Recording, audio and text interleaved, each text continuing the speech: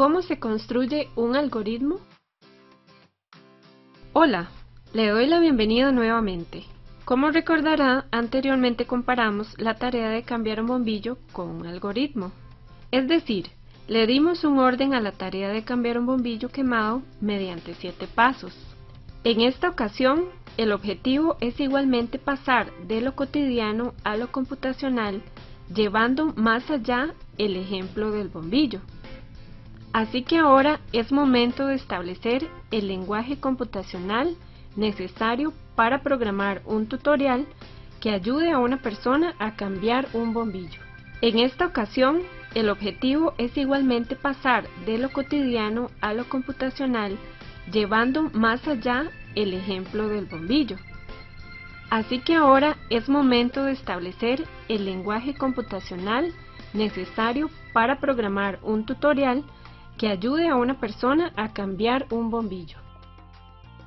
Recuerde que un algoritmo se trata de una secuencia de instrucciones que, para que funcione, necesita unos datos de entrada para producir datos de salida. Los algoritmos se podrían aplicar a cualquier tarea o proceso en la vida. Por ejemplo, los ingredientes son los datos de entrada de una receta de cocina. Los pasos de la receta son el algoritmo y el queque listo es el dato de salida. Usted se preguntará, ¿para qué sirve un algoritmo? Pues bien, un ser humano entenderá fácilmente con unas cuantas instrucciones cómo resolver un problema o tarea.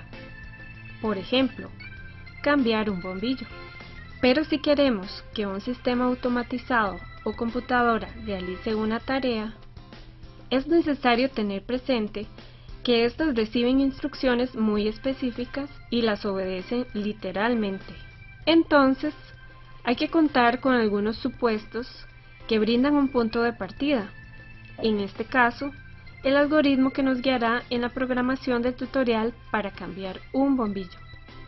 Es decir, el algoritmo es lo que nos permite comunicarnos con la computadora para que realice tareas de manera automatizada. Antes de iniciar con el algoritmo, se debe establecer un punto de partida, es decir, unos supuestos que nos ayuden a enmarcar la situación. Ya usted conoce a Luis. Él necesita cambiar un bombillo. Para construir el algoritmo necesario para esto, estableceremos los siguientes supuestos. Luis conoce la tienda donde venden los bombillos que necesita. El bombillo que compra es el correcto y está en buen estado. Luis ya cuenta con una escalera y el contacto de un electricista.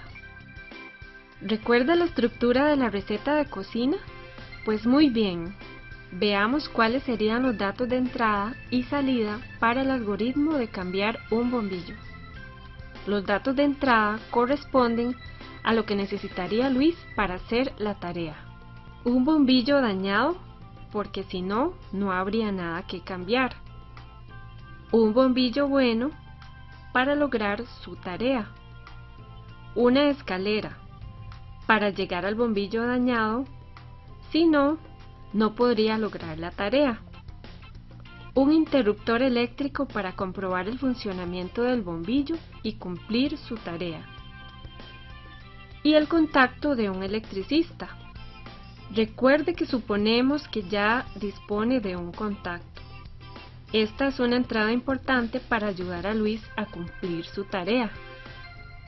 Antes de pensar en cómo hacer tarea, es importante analizar cuáles van a ser los datos de salida que esperamos obtener, es decir, los resultados que se quieren lograr.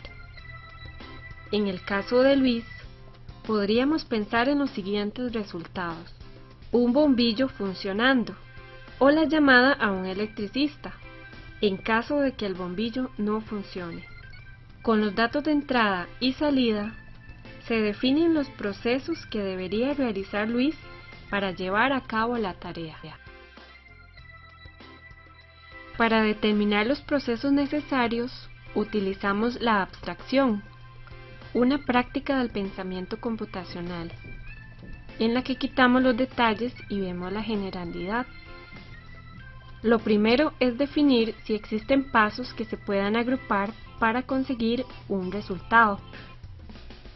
En este caso, el primer proceso, comprar el bombillo, no requiere de ningún otro paso para realizarlo y su resultado es un bombillo nuevo.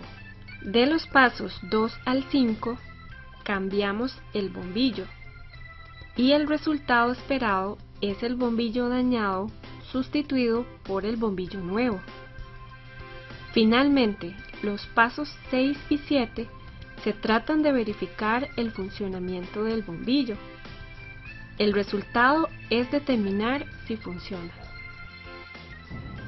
Seguimos ahora con las acciones, es decir, las tareas que Luis debe realizar en cada proceso para reparar el bombillo. Veamos en detalle el primer proceso. Para el proceso 1, comprar el bombillo, la secuencia de instrucciones o lo que conocemos como algoritmo se expresaría así. Luis llegó al supermercado, seleccionó el bombillo adecuado, pagó el valor del bombillo y se llevó el bombillo a la casa. Como resultado se obtiene el bombillo nuevo. Para este primer proceso se realizan pasos consecutivos, que son evaluados al determinar si ya se cumplió o no con ese paso. Para evaluar si se cumplió o no, se utiliza la estructura de control de programación conocida como condicional. Entonces el algoritmo quedaría de la siguiente manera. Se realiza la pregunta: ¿llegó Luis al supermercado? El valor de entrada que da el usuario determina si se cumple o no el paso. Entonces sería así. Sí, entonces siga al paso 2. Si no, entonces se termina el proceso hasta que Luis diga que sí está en el supermercado. Luis selecciona el bombillo adecuado. Sí, entonces siga al paso 3. Si no, entonces se termina el proceso hasta que Luis diga que seleccionó el bombillo adecuado. Luis pagó el valor del bombillo. Sí, entonces lleva el bombillo a la casa y está listo para pasar el proceso, cambiar el bombillo. Si no, entonces se termina el proceso hasta que Luis diga que sí pagó el valor del bombillo. Como podemos ver, en este primer proceso, se orienta la ejecución del proceso mediante preguntas expresadas en condicionales, hasta que se termine con la salida esperada, que es el bombillo comprado. Ahora veamos cómo se expresa computacionalmente el proceso 2, cambiar el bombillo. Inicialmente, el algoritmo que realizó Luis fue: 1. Ubicar la escalera debajo del bombillo dañado. 2. Subir por la escalera hasta alcanzar el bombillo dañado. Para esto requirió repetir la cantidad de pasos necesarios para ir por cada escalón. 3. Cambió el bombillo dañado por el bombillo nuevo. ¿Cómo expresamos este proceso en estructuras de control para la programación del tutorial? Utilizamos nuevamente las condicionales y en este caso también necesitaremos un ciclo. Entonces sería así. Al igual que en el proceso anterior, se utilizan las preguntas. El elemento nuevo en esta ocasión es la estructura de control de programación conocida como ciclo, que se trata de una condición que se repite hasta que se cumpla. En este caso es subir un escalón hasta llegar a la altura correcta.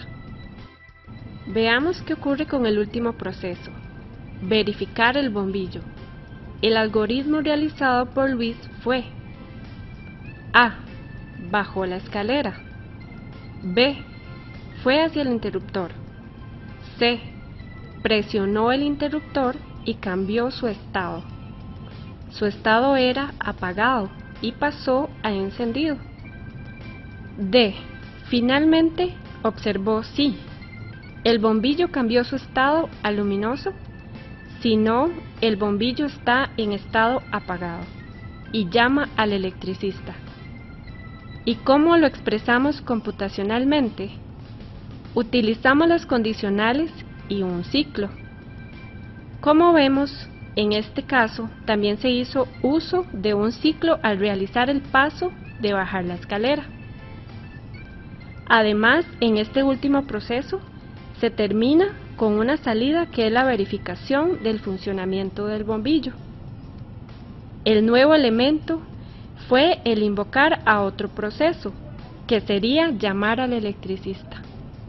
Hemos llegado al final, pero pusimos en práctica conceptos y prácticas del pensamiento computacional, como lo es la descomposición para dividir un problema en partes y crear su solución programada. ¿Se le ocurrieron otras soluciones distintas a las que realizó Luis? ¿Cuáles pasos le agregaría o quitaría a la solución? Reflexione sobre esas preguntas y promueva la práctica y la depuración en su aprendizaje del pensamiento computacional. Pero antes, complete la parte B, Introducción al algoritmo, de la plantilla, de lo cotidiano a lo computacional. ¡Muchos éxitos!